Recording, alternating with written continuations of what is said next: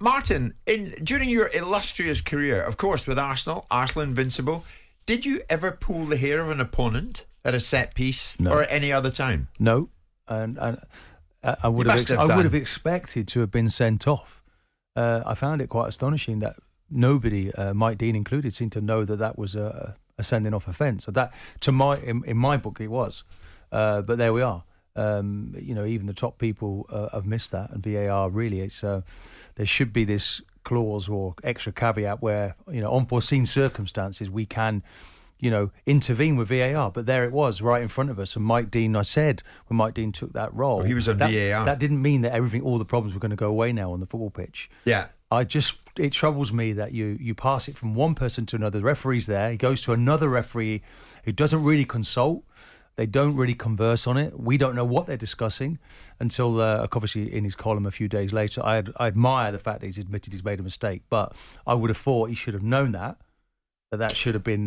Well, you're right, Martin. Where VAR was going to intervene. He has been honest enough, Simon, to make this admission that, sorry, my mistake. Mike Dean said he regrets not sending Anthony Taylor, the referee on the day, to the VAR monitor regarding Cristiano Romero's hair pull on Cucurella during last Sunday's Chelsea. He still doesn't match. say that he thinks it's a foul, does he? He regrets not influencing, without owning it.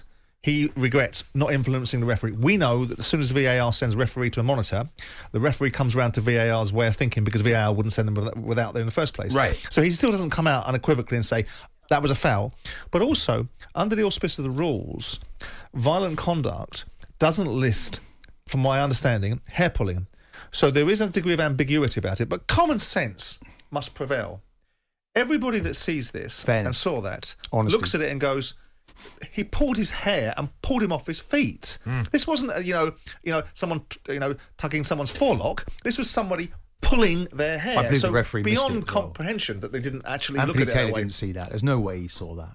Well, it's actually the nature with which Mike Dean has kind of come clean here, because he says in the few seconds I had to study Romero pulling Cucurella's hair, I didn't deem it as a violent act. I've since studied the footage, spoken to other referees. Upon reflection, I should have asked Taylor to visit the pitchside monitor, take a look for himself. The referee on field always has the final say. But where did he say that, Mike Dean? He said it in his Mail column yesterday. Okay, so let me ask you a question. Where could he and where should he have said it? With official channels, through the PGMOL. Okay, so what difference does that make? Who on make? Monday said they didn't deem it violent conduct. Okay, so are we being a bit pedantic here? Not at all. What difference does it make? I mean, I don't agree with the fact he's gone through a newspaper, but the bottom line is he's gone through a mechanism. Right, yeah, well, that's the point, though, Simon. Should he have used this, his first newspaper column, to come out with this? Well, so are you arguing about the messages imparted it, or are you arguing about the validity of what he said? I'm arguing about the way he's coming out with it. Okay, so if the PGMOL... Why did he not come out with this on Monday in conjunction with the PGMOL? I don't know, but Jim, what benefit do we get from it by coming out through the PGMOL? Do we get any more benefit from that? What I would say the official channel. Okay, but what benefit do we get from Mike saying, have a look at my column, because in my column this week, I actually say...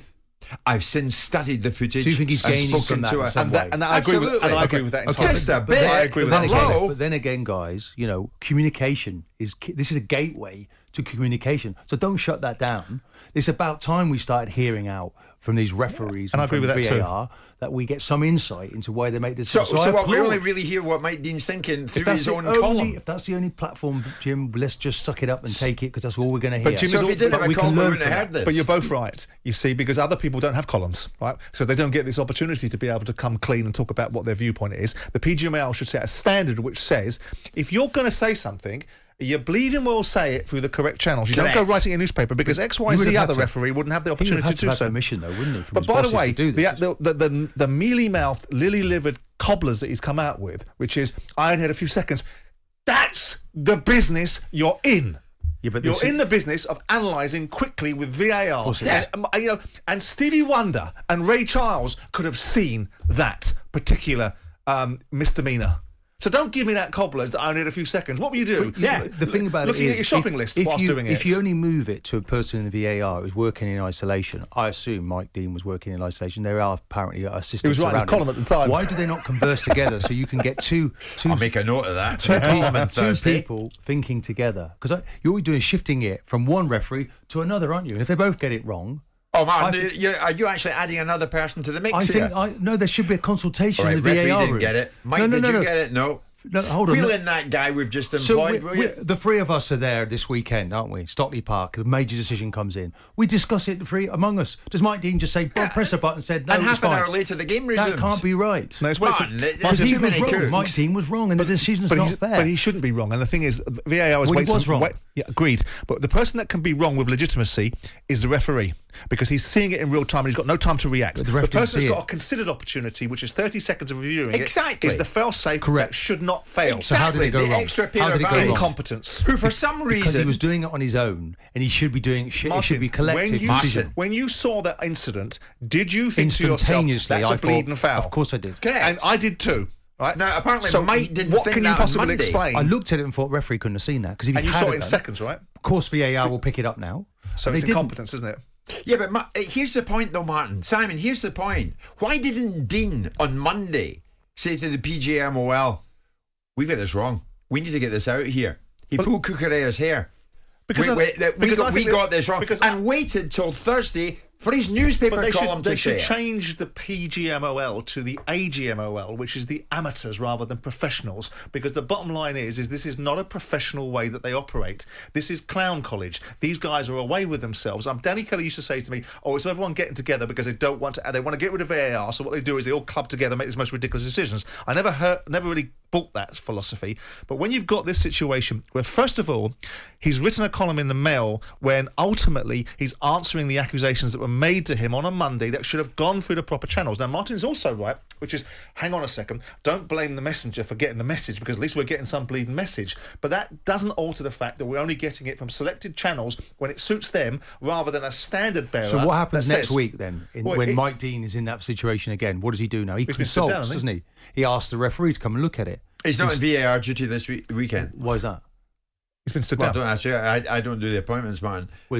I am hearing from somebody close to the PGMOL who say insight and transparency is something people have wanted, and managers, players, and officials wish they sometimes did something different. Don't you dare! Don't you dare abdicate your lack of professionalism and your inability to control the people that are supposedly under your jurisdiction by suggesting that they can write it on a bathroom wall or a newspaper. I'll tell you what. Let's all go down to the Kazi and pick up the latest inscribed from the referee that was down there earlier on, telling us how to get our latest news. Let's go to Hyde Park Corner and get them all down there. We need to look at a shared decision that needs to be taken here. The referee needs to get help from VAR, and they're not working together. It's a clear example of that. If the referee goes back and looks at that, he says to Mike, you know what? I think that's a sending off.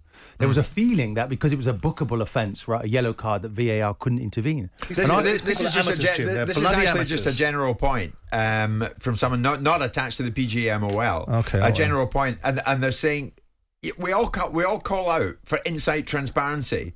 We all want it from managers, players, and officials, and now you're getting it from an official. No, the only thing is we're getting it in a newspaper. But why are we getting it almost suspiciously a few days later when he chooses to write about it in his newspaper? Well, that's the first step. That's what we need to look at. We need to grow this, though, until we get it even in the stadia. Because when you go to a game and you sit, and I went as a punter recently, Jim, you're completely in the dark as to what decisions are being made. And we're taking liberties with the fans. Culturally, I get your point of view. Culturally, I don't think that works. But what I do think works is a referee dealing with post-match questions. A referee is a major influence on the game and has become even more a major influence in the game with the embracing of technology. There is no reason why referees cannot come out after games and have some degree of accountability and transparency, and not for a national newspaper where it suits an individual. Jim, before the they should be made to. They're paid enough money. They don't want to. Just to explain that, Jim. Make them do it. So I'm sure the managers don't want to do it either, Jim. Simon, I'm sure they don't want to do it. You've been talking all week. Let somebody else speak. Before the introduction of VAR in 2018, 2019, there were 82% of all decisions by the referees were correct.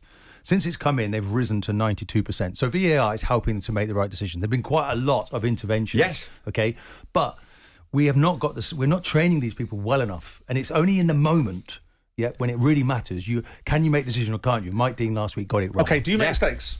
Of course I do. So then why don't you judge people by those same standards? If you make 92% of your decisions are fine, he was always going to make make a mistake. I said so at the start of the season. Do you think all these issues, we've had decisions from Mike Dean in the past, right, where I've always felt they were questionable. Did you think that was going to go away now he was sitting in the VAR room? No, it wasn't. It's got to be a collective decision in that VAR room.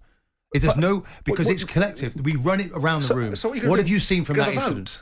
Are you suggesting you get three in there and go, eyes to the right, nose to the left? No, I'm asking for quick speed. Right, okay. If you want to speak there's a leader, but you consult. Speed. He wasn't prepared to consult with the matchday referee, and that's where he got it wrong. Is that Dean's admission came 3 days after the PGMOL was asked about the incident, didn't accept there'd been a mistake. The key thing is they learn from it. 3 days later in his newspaper column, hey-ho, I got it wrong. No, and we need honesty and fairness in the game. That was a decision that Tuchel was quite right to come out afterwards. Okay, he might have gone over the top saying the referee is being biased against his team, but he was very right in the decisions that went against his team. Okay, but 3 days later in his newspaper column, is it right that Mike Dean corrected the wrong?